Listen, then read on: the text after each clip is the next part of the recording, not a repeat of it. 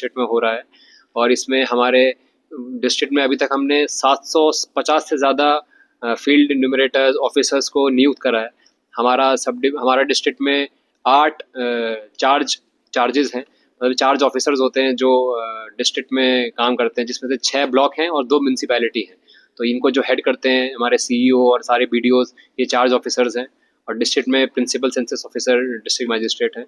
तो हमारा ये ट्रेनिंग हो रहा है जिसमें हमने सभी ऑफिसर्स को बताया जा रहा है कि किस तरीके से सेंसस करना है, क्योंकि आप जानते हैं सेंसस इतना इंपॉर्टेंट है क्योंकि जनगणना के आधार पर देश की सारी पॉलिसी बनती है, स्टेट की सारी पॉलिसी बनती है।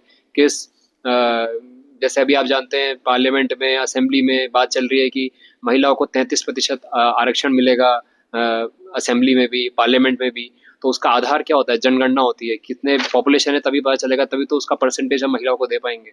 इसी के अलावा जितनी भी गवर्नमेंट ऑफ इंडिया की स्कीम्स है, स्टेट गवर्नमेंट की स्कीम्स हैं, सब जनगणना पर निर्भर रहती है। अभी जो भी स्कीम चल रही है सब 2011 सेंसस के ऊपर चल रही है। तो अभी लेटेस्ट सेंसस होगा तो हमारे पास नए आंकड़े आएंगे।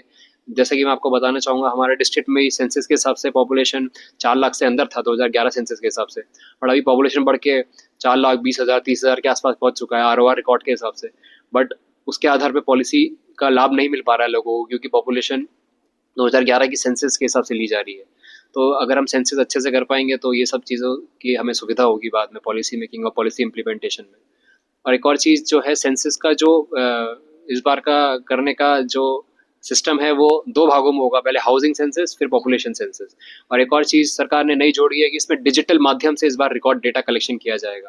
पहले जैसे आप लोगों को पता होगा कि पहले जो सेंसस हुए इसमें रिकॉर्ड पेपर में पेन में फॉर्म भरा जाता था, बट आजकल ऑनलाइन ही मोबाइल में फॉर्म भरा जाएगा।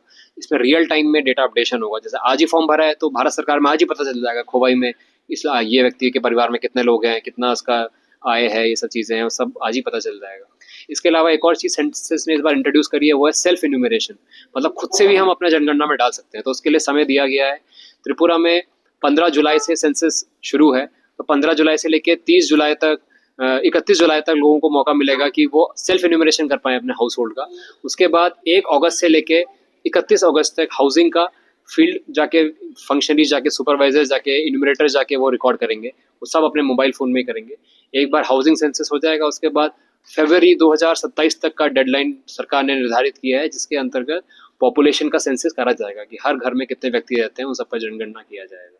तो ये पूरा प्रोसेस स्टार्ट हो रहा है। 3 दिन का हमारा वर्कशॉप है। हम आशा करते हैं कि सभी इसको वर्कशॉप को अच्छे से इसका लाभ उठा पाएंगे और इसमें सीखेंगे किस तरीके से हमें इन्यूमरेशन करना है और सेंसस हम समय पे अच्छे से हम कर पाएंगे।